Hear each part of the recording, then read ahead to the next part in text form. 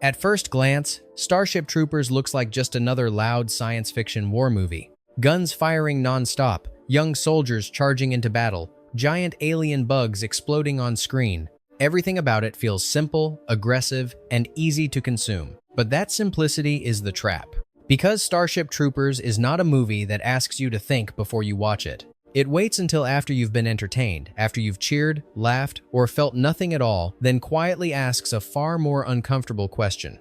What if you didn't misunderstand this movie? What if the real danger was that you understood it perfectly and still enjoyed it?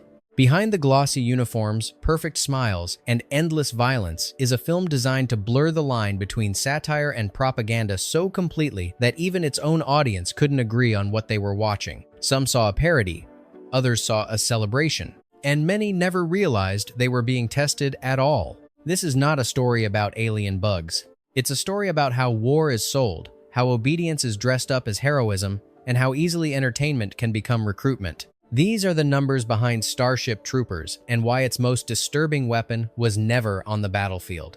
Number 1.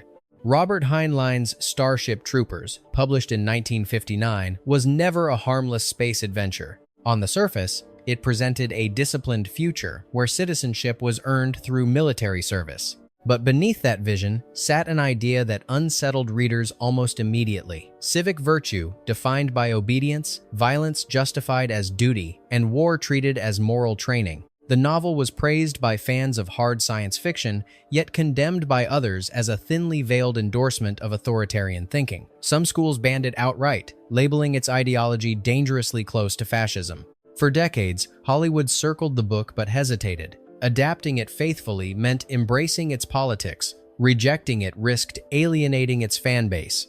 When director Paul Verhoeven encountered Heinlein's novel, he didn't see a heroic future. He saw something far more familiar and far more frightening. After reading only a small portion, he dismissed it as ideological propaganda. But instead of walking away, Verhoeven chose a more subversive path. He would adapt the story not by honoring its beliefs, but by exposing them. What Heinlein wrote, sincerely, Verhoeven would reinterpret as a warning. The film would not argue against militarism directly. It would let audiences experience how seductive it could be. Number 2.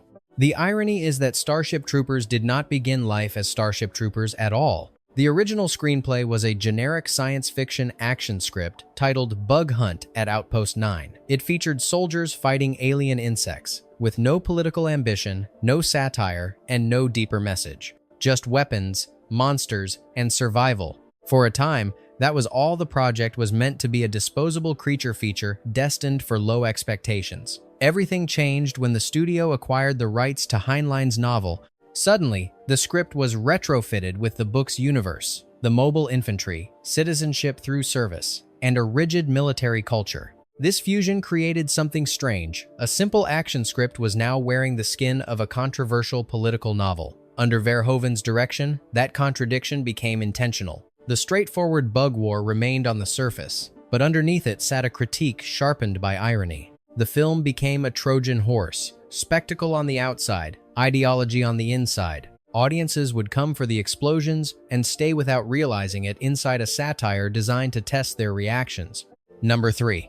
In the mid-1990s, Sony Pictures was in a state of constant executive turnover. Projects changed hands so frequently that long-term oversight barely existed. For Starship Troopers, this chaos became an unexpected shield. To the studio, the film looked like a standard big-budget science fiction war movie. Young, attractive actors, groundbreaking visual effects, endless action. On paper, it was safe. Few executives paid close attention to the tone embedded in the script, the exaggerated propaganda reels, or the unmistakable authoritarian imagery. By the time anyone might have raised serious concerns, the decision-makers had already been replaced. Verhoeven later described this as a rare gift, complete creative freedom wrapped inside studio ignorance. With a massive budget already approved, he was able to push his satire to the edge without interference. What should have been diluted in a boardroom survived intact because no one was watching closely enough. The result was a film that openly mocked militarism while appearing to celebrate it, slipping through the system, not despite its message, but because of how convincingly it hid it. Number 4. Casting Starship Troopers became its own ideological battleground. The studio pushed for recognizable names, actors with proven box office pull who could sell tickets and posters. At different points, Johnny Rico was nearly played by established stars, while Carmen was almost cast with a rising television icon fresh off mainstream success. Paul Verhoeven rejected that logic entirely. He did not want stars with history or emotional baggage. He wanted faces that felt manufactured, clean, symmetrical, flawless. People who looked less like individuals and more like figures lifted from recruitment posters. That decision reshaped the film's meaning. Casper Van Dien, Denise Richards, Dina Meyer, and Neil Patrick Harris weren't chosen because they were the strongest dramatic actors of their generation. They were chosen because they looked perfect, almost unnervingly so. Their beauty felt artificial, polished, and slightly hollow. The casting itself became part of the satire. These weren't soldiers hardened by experience. They were idealized bodies offered up to the machine, young, attractive, replaceable. By the time audiences noticed how shallow these characters seemed, it was already too late. That emptiness was the point. Number 5. Visually, the soldiers of Starship Troopers resemble fashion models more than recruits. Perfect teeth, sculpted faces, immaculate haircuts. Critics mocked the film at the time, comparing it to a teen drama thrown into a war zone, but that criticism misunderstood the design. Verhoeven intentionally framed his characters like propaganda icons. From the mid-20th century, the soldiers were meant to look unreal, too clean, too confident, too beautiful for the brutality they were marching into. Even the age gap added to the distortion, with actors in their 20s portraying characters barely out of high school. This aesthetic wasn't accidental. It reflected how authoritarian systems sell war, not through reality, but through fantasy. Youth is idealized, violence is sanitized, sacrifice is romanticized. The ugliness is hidden behind symmetry and smiles. By making his soldiers look more like mannequins than people, Verhoeven exposed how propaganda flattens humanity. Individual identity dissolves. All that remains is the uniform and the role it demands you play. Number 6. In Heinlein's novel, Dizzy Flores was a minor male character, barely remembered. The film transformed Dizzy into a woman and placed her at the emotional center of the story. Loyal, self-sacrificing, and unwavering, she became the embodiment of devotion within the military system. Early versions of the film leaned into a more complicated emotional dynamic. Carmen pursued her ambitions without apology, Johnny wavered, and Dizzy's love burned quietly in the background. But test audiences reacted harshly. They judged Carmen for choosing career over romance and rejected moral ambiguity. The studio responded by simplifying the emotional landscape. Carmen's agency was reduced. Dizzy's death was elevated into a noble sacrifice. The message became cleaner, safer, and more palatable. This shift revealed an uncomfortable truth beyond the film itself. Even when satire challenges traditional roles, audiences often push back, demanding familiar emotional punishments and rewards. In that sense, the audience didn't just watch Starship Troopers. They helped reshape it, proving how deeply conditioned expectations can override intention. Number 7. When audiences see the scorched alien terrain of Klendathu, they're not looking at a distant planet. They're looking at a real, hostile stretch of Earth. The production chose an unforgiving location whose jagged rock formations and empty horizons felt inhuman enough to sell an alien world. But what looked cinematic on screen became punishing off-camera. Actors were sealed inside heavy armor, helmets, and weapons that trapped heat and restricted movement. Under extreme temperatures, exhaustion became constant. One cast member collapsed from heat stroke and was hospitalized. Others pushed through sunburns, blisters, and dehydration as the terrain tore through boots and skin alike. To keep filming possible, the crew quietly cut ventilation holes into the suits. On screen, the mobile infantry appears overwhelmed by an alien environment. In reality, that desperation wasn't acting. It was physical survival. The irony was brutal and intentional. A film critiquing the fantasy of heroic warfare forced its performers to endure genuine suffering to sell that illusion. The pain was real, the spectacle was staged, and the contrast mirrored the film's core argument perfectly. Number 8. Despite their terrifying presence, the arachnids were never there during filming. Actors fired weapons at empty landscapes, metal poles topped with tennis balls, or nothing at all. Sometimes, they aimed at the director himself as he leapt into frame, screaming and flailing his arms, mimicking the movements of a giant insect. Behind the chaos was a precise system. Veteran effects artist Phil Tippett choreographed how the creatures should move, treating them like living organisms rather than digital monsters. His work guided the visual effects teams, who pushed computer-generated imagery to its limits. Some battle sequences took nearly an entire day to render a single frame. Hundreds of moving parts had to feel organic, coordinated, and relentless. On screen, the bugs appear unstoppable. Behind the scenes, their menace was built from exhaustion, improvisation, and technological strain. The result was a strange contradiction: absolute control behind the camera, total chaos within the story. The bugs weren't just enemies, they were a force designed to make human resistance feel small, futile, and endlessly repeatable. Number 9.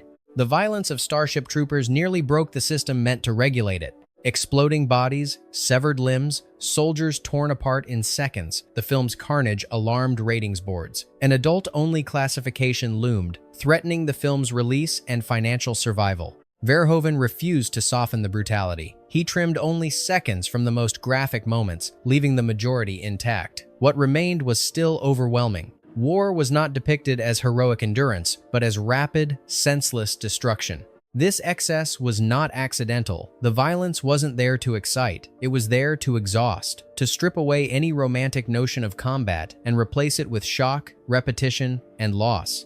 By refusing to aestheticize death, the film forced audiences into an uncomfortable position. You could cheer the spectacle, or you could recoil from it. But either reaction revealed something deeper: how easily extreme violence becomes acceptable when it's packaged as entertainment. Number 10. One of the film's most shocking moments isn't a battle at all. It's the destruction of Buenos Aires. The sequence feels disturbingly real because it is. Rather than relying entirely on digital effects, the filmmakers incorporated footage from an actual disaster, the Oakland Hills firestorm of 1991. Real homes burning, real neighborhoods erased, real human loss. By embedding this real-world tragedy into a fictional alien attack, the film collapses the distance between fantasy and reality. The destruction is no longer abstract. It carries weight. It feels lived in, familiar, and terrifyingly plausible. This choice was deliberate. Verhoeven wanted the audience to feel the emotional punch of catastrophe before questioning its cause. The film presents humanity as an innocent victim of sudden aggression. Only later does it quietly reveal how incomplete that story really is. In that moment, spectacle becomes manipulation, grief becomes fuel, and mass destruction becomes the perfect justification for endless war. Number 11. The propaganda reels scattered throughout the film are its most important weapon. Quick cuts, smiling soldiers, cheerful slogans, children participating in violence as if it were a game. Each segment ends with the same invitation: would you like to know more? These sequences are modeled directly after real-world wartime newsreels. Their rhythm is fast, their tone confident, their message simple. There is no room for doubt, reflection, or empathy, only participation. What makes them unsettling is how effective they are. Many viewers laughed at them, others absorbed them without resistance. Some didn't even recognize them as satire at all. That confusion is the point. The film doesn't announce its critique, it embeds it. If you find yourself enjoying the propaganda, the movie isn't judging you, it's revealing something about how easily messaging bypasses critical thought when it's packaged as entertainment. You're not just watching these reels, you're being trained by them. Number 12. The visual language of Starship Troopers pulls heavily from real authoritarian imagery. Uniforms echo historical fascist designs. Architecture favors scale, symmetry, and dominance. Order is presented as beauty, discipline as virtue. This was not subtle, and it was never meant to be. Verhoeven, who grew up under Nazi occupation, recreated these aesthetics with intention. He believed that openly labeling fascism as evil would make audiences dismiss it. Instead, he chose to show how seductive it could appear when stripped of its consequences. Even cast members questioned the imagery. When one actor asked why the film seemed to glorify fascism, Verhoeven's response was simple: if you make fascism look ugly, people reject it immediately. If you make it look clean, powerful, and efficient, people lean in. The film dares the audience to recognize that reaction in themselves, not through lectures, but through attraction. Number 13. On the surface, Starship Troopers presents a simple narrative. Humanity is attacked. Civilization is threatened. War becomes inevitable. But buried beneath the propaganda is a quieter truth. The bugs did not strike first. In the film's expanded backstory, human colonists ignored quarantine zones and settled on planets already inhabited by the arachnids. These were not defensive outposts. They were acts of expansion. trespassing framed as progress, occupation rewritten as destiny. The meteor that destroys Buenos Aires is treated as proof of alien aggression, yet the film never confirms it as an intentional attack. What it does show again and again is how quickly a single catastrophe can erase context. History is simplified. Responsibility is reassigned. The narrative is locked. The soldiers believe they are protecting humanity. In reality, they are enforcing it. The enemy isn't mindless violence from the outside. It's the story told to justify violence from within. Number 14.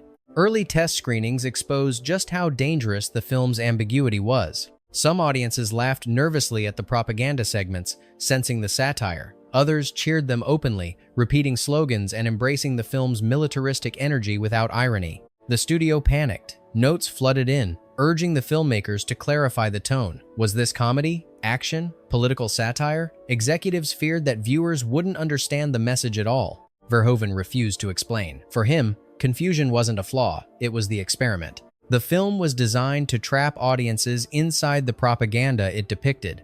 If viewers couldn't tell whether they were supposed to laugh or salute, that discomfort was intentional. The movie wasn't asking what you thought about fascism. It was watching how you reacted when fascism looked fun. Few films dare to let their audience misread them on purpose. Starship Troopers depended on it. Number 15. When the film was released in 1997, most critics missed the point entirely. Reviews dismissed it as shallow, excessive, or morally irresponsible. Some accused it of glorifying the very ideology it was meant to dismantle. The irony was devastating. A satire about how easily propaganda is mistaken for truth was being condemned for that exact misunderstanding. The backlash hurt the film's box office and damaged Verhoeven's standing in Hollywood. Yet time did what opening weekends could not. As years passed, audiences revisited the film with distance and context. Scholars began teaching it as political satire. The propaganda reels became case studies. The questions it raised felt uncomfortably relevant in a world increasingly shaped by media-driven conflict. What once looked like failure revealed itself as foresight. The film didn't change, the audience did. And in that shift lies the final proof of Starship Troopers' power, not as a war movie, but as a mirror that waited patiently for viewers to catch up. Number 16. By every traditional metric, Starship Troopers should have been a hit. It had a massive budget, cutting-edge visual effects, non-stop action, and a marketing campaign that sold it as pure spectacle. But when it reached theaters, the response was cold. Many critics treated it as a failure of taste rather than intent. Reviews labeled it one-dimensional, juvenile, or morally empty. Some argued it was dangerous, accusing the film of celebrating violence instead of questioning it. What they failed to recognize was that the film was staging a test, not delivering a sermon. It didn't explain its politics because explanation would have weakened the experiment. Instead, it relied on the audience to interrogate their own reactions. That misunderstanding didn't just hurt the movie's reputation, it marked a turning point in Paul Verhoeven's Hollywood career. The director, who had once been trusted with enormous budgets, suddenly found himself viewed as unreliable, even reckless. The industry moved on, but the film didn't disappear, it waited. Number 17. Commercially, Starship Troopers was labeled a disappointment. Its global box office barely justified its production and marketing costs. To the studio, it was proof that audiences wanted simpler stories and clearer heroes. Yet, the film's real life began after its theatrical run ended. On VHS, DVD, and late-night cable, it found viewers who weren't constrained by opening week expectations. Freed from hype, they began to notice the irony, the exaggeration, and the deliberate discomfort. Lines once taken seriously became absurd. The propaganda reels revealed their intent. What had felt excessive now felt intentional. Slowly, the film transformed into a cult object. Not because it was misunderstood, but because it rewarded reevaluation. Each viewing stripped away another layer of surface-level spectacle and exposed the machinery beneath. The movie didn't fail its audience. It simply arrived before they were ready. Number 18. As the years passed, Starship Troopers entered classrooms instead of multiplexes. Film professors dissected its structure. Political theorists analyzed its imagery. Students were asked a simple but unsettling question: were you cheering for the heroes or for the system that created them? After major real-world conflicts reshaped public discourse around war and media, the film's warnings felt less exaggerated and more prophetic. Its portrayal of blind nationalism, endless conflict, and simplified enemies mirrored headlines rather than parodying them. What once seemed cartoonish now felt precise. The film's greatest achievement wasn't predicting the future, but revealing a pattern that never went away. In that sense, Starship Troopers didn't age into relevance. It had been relevant all along, waiting for reality to catch up. Number 19.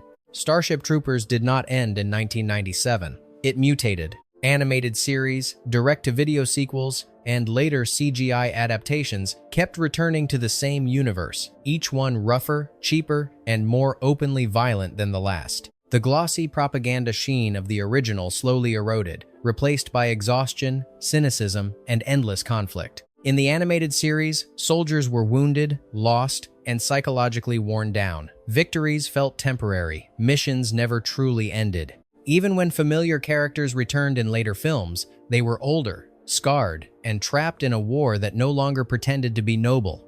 These follow-ups were often dismissed as inferior, but they unintentionally reinforced the original film's thesis. Fascism does not collapse on its own. It adapts. It survives through repetition. It keeps sending new bodies into old wars.